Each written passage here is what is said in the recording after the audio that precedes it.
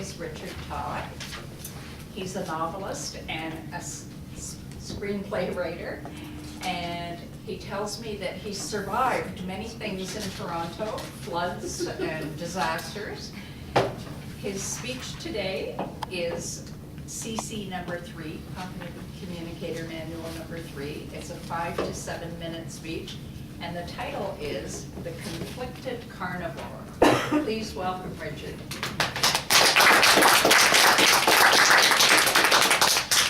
Madam Toastmaster, fellow Toastmasters and honored guests, I have a very big confession to make.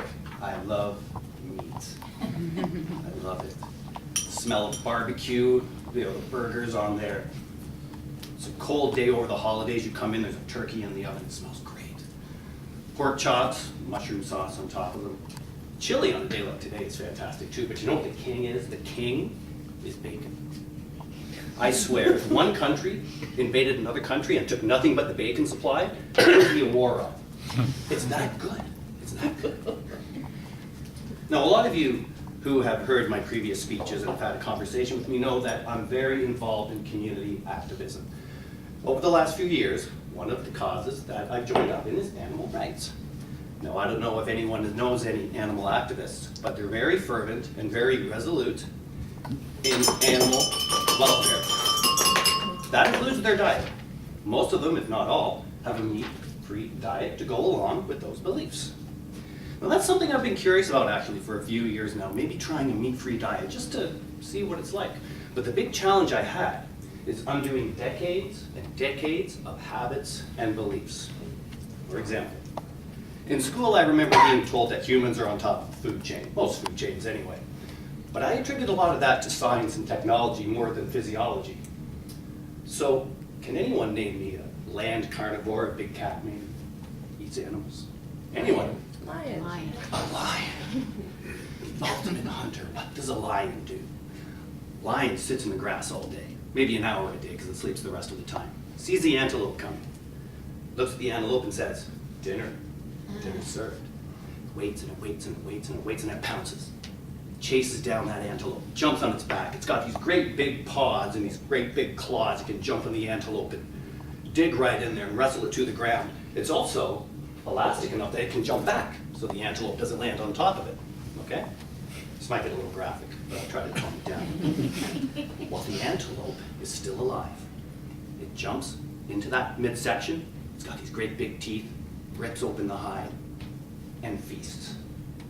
Lions also have very small, or very short bowels. I don't know if you know that. That is because the meat doesn't have time to digest and rot in the system. It gets evacuated very quickly. Then the lion can have a big nap, wait for the next feast to come by. That's great, pure carnivore. So I ask myself, take away the science and technology from humans. Is that something we do? You're driving down the street, you're kind of hungry, you pass a farm, you see a cow. I think most humans think cow, they don't think dinner. Let's say you're really hungry. You stop your car, you jump out. You're gonna chase down that cow? You're gonna jump on the cow's back? Do you have the big paws and the big nails to wrestle it down? And if you do, can you jump clear before that 600-pound animal lands on your legs? And if you could, while it's still alive, are you gonna stick your face in its belly? Do you have the teeth to get through the hide? And if you could, can you eat that meat raw? We'd get sick if we did that. We have to cure the meat, we have to salt it, we have to clean it, we have to process it. Most of all, we have to cook it. That's all science and technology. Take it all away, we'd get sick. We also have longer bowels.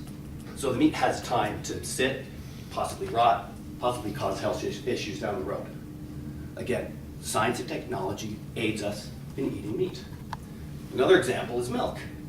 A nice glass of milk, you know you like to work out, you want to build a little muscle tissue. Milk is full of protein, just as meat is. So by that definition, the cow over there is also full of protein, right? So I gotta ask myself, where does the cow get it? It doesn't eat other animals, but it's full of protein. It eats grass. So why aren't we going right to the source? Should we? I don't expect anyone to go home and start munching on their lawn, but There are lots of places that you can get protein from. Leafy greens like spinach and nuts, and, grains, legumes, lots of other sources. It just makes me question physiologically if we're supposed to be eating meat. But my problem is, I still love it. I'm curious. You know, I crave a hamburger, and I get one. And if I don't overdo it with meat consumption, I feel good afterwards. Is that in my mind? I don't know. Again, decades of unlearning has to be done before I can comfortably make that transition. But I think I'll get there. With enough work, enough study, and maybe a little mentorship, it's possible. Thank you.